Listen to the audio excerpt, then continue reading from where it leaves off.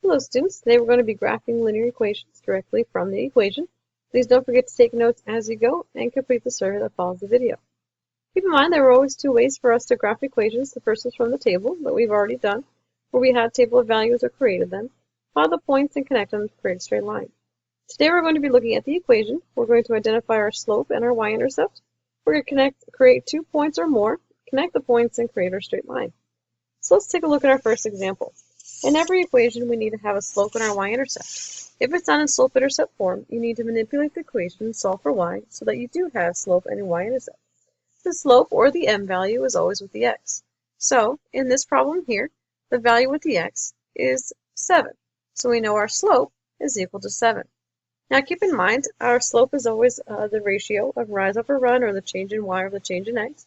So what we need to do is create this as a ratio or turn it into a fraction. The way we turn a whole number into a fraction is by putting it over 1. The other number we need is our y-intercept. So in this problem, our y-intercept is a number without the x, which is the value of 3. So whenever we're doing this, we always graph our y-intercept first. Now keep in mind, this is our y-intercept, so it's indicating where are we crossing at the x-axis, or the y-axis. So on this one, we're crossing the y-axis at the value of 3. It's a positive 3, so that's why I'm going to go count up 3 on our y-axis. From there, we're going to use our slope to create our second point.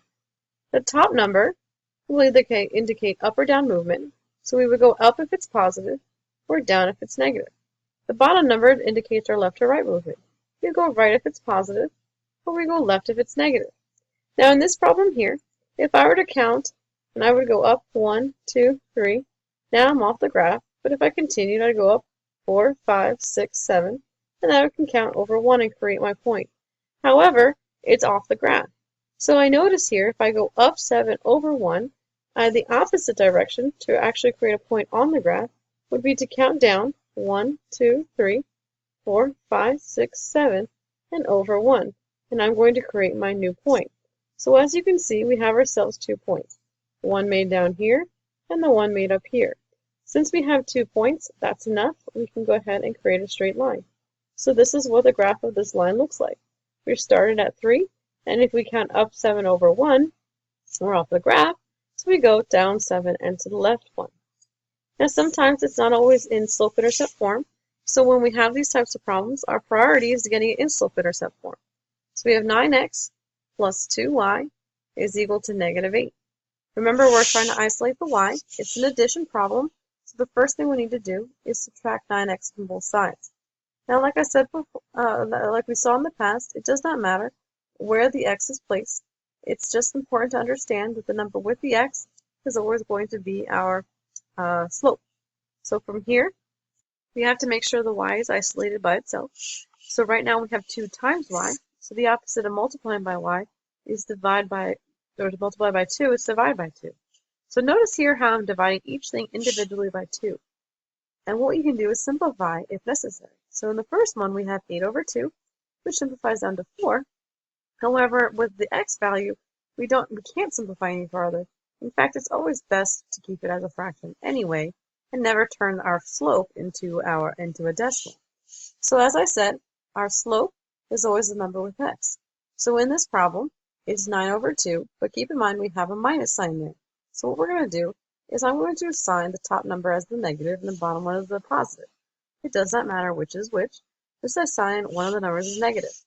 Then I'm going to identify the other number as my y-intercept, so in this problem is 4. So again, keep in mind, even though the x wasn't written first, I recognize that the slope is always with the x.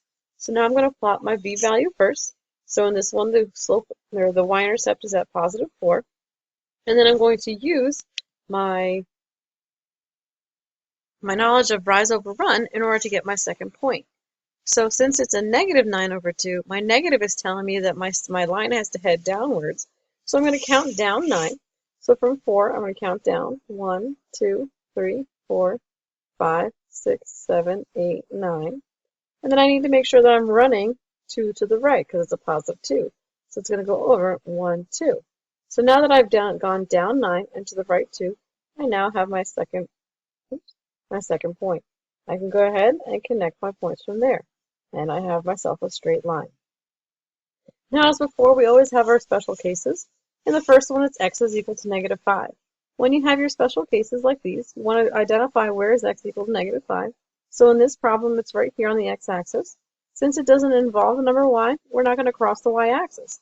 This is our horizontal line that goes straight up and down. Similarly, with y is equal to 4, it's like our y-intercept is exactly at 4, so we know we're going to cross that y is equal to 4. Once again, we don't involve the x value, so we don't cross the x-axis. So our y equals negative 4 is our horizontal line left to right. If you have any questions, either enter them in the survey or bring them to class tomorrow. Make sure you complete the survey that follows the video. See you tomorrow.